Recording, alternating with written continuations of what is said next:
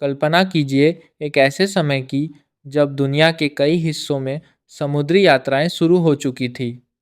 Europe के देश नई जगहों की खोज कर रहे थे, नए व्यापार मार्ग तलाश रहे थे और एशिया की समृद्ध सभ्यताओं के साथ व्यापार करने के लिए उत्सुक थे।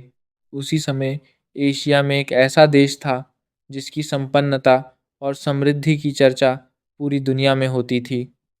यह देश था भारत। भारत उस समय केवल एक भौगोलिक क्षेत्र नहीं था, बल्कि यह व्यापार, संस्कृति और संपन्नता का एक विशाल केंद्र था। यहाँ की मिट्टी से मसालों की खुशबू आती थी। यहाँ के बाजारों में रेशम और कपास के कपड़े बिकते थे और यहाँ के कारीगरों की कला दूर दूर तक प्रसिद्ध थी। यूरोप के देशों में भारत की वस्तुओं की बहुत अधिक मांग थी।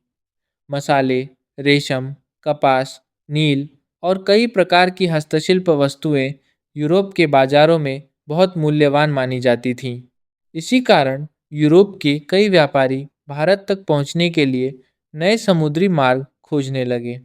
1498 में पुर्तगाल के नाविक वास्को द गामा भारत के कालीकट तट तक पहुंचे। इसके बाद पुर्तगालियों ने भारत के तटों पर अपने व्यापारिक केंद्र स्थापित करने शुरू किए। कुछ समय बाद डच और फ्रांसीसी व्यापारी भी भारत में व्यापार करने लगे। इसी प्रतिस्पर्धा के बीच इंग्लैंड के कुछ व्यापारियों ने भी भारत और पूर्वी देशों के साथ व्यापार करने का निर्णय लिया। 31 दिसंबर 1600 को इंग्लैंड की रानी एलिजाबेथ प्रथम ने एक व्यापारी समूह को एक आधिकारिक अनुमति दी। इस अनुमति के साथ एक कंपनी की स्थापना हुई जिसका नाम था ब्रिटिश ईस्ट इंडिया कंपनी।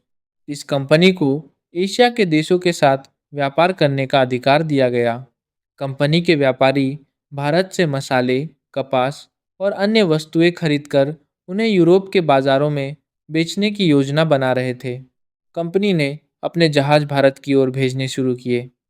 कई महीनों की समुद्री यात्रा के बाद 1608 में कंपनी का पहला जहाज भारत के पश्चिमी तट पर स्थित सूरत बंदरगाह पर पहुंचा। उस समय भारत पर मुगल साम्राज्य का शासन था और सम्राट थे जहांगीर। ब्रिटिश व्यापारी भारत में व्यापार करना चाहते थे, लेकिन इसके लिए उन्हें मुगल दरबार की अनुमति चाहिए थी। इसीलिए उन्होंने मुगल शासकों से संपर्क स्थापित करने का प्रयास किया। कुछ वर्षों बाद इंग्लैंड के प्रतिनिधि सर थॉमस रू को मुगल दरबार में भेजा गया। उन्होंने मुगल सम्राट के सामने ब्रिटिश व्यापारियों को भारत में व्यापार करने की अनुमति देने का अनुरोध किया। मुगल साम्राज्य उस समय बहुत शक्तिशाली था और विदेशी व्यापारियों को नियंत्रित तरीके से व्यापार करने की अनुमति दी जाती थी। अंततः ब्रिटिश व्यापारियों को भारत में सीमित व्यापार करने की अनुमति मिल गई। इसके बाद कंपनी ने भारत के विभिन्न हिस्सों में अपने व्यापारिक केंद्र स्थापित करने शुरू किए। इन केंद्रों को उस समय फैक्ट्री कहा जाता था। यहाँ वस्तुओं का निर्माण नहीं होता था, बल्कि यह स्थान व्यापारिक कार्यालय और गोदाम के रूप में उपयोग किए जाते थे।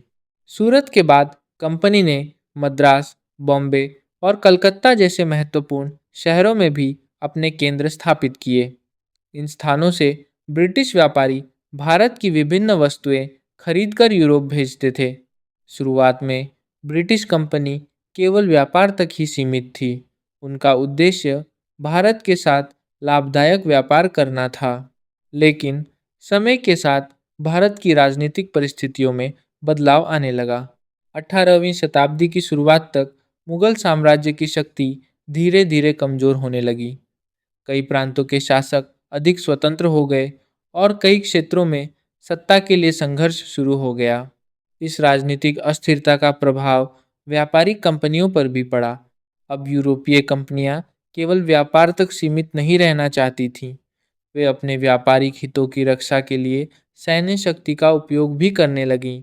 ब्रिटिश ईस्ट इंडिया कंपनी ने भी धीरे धीरे अपनी सैन्य शक्ति बढ़ानी शुरू की।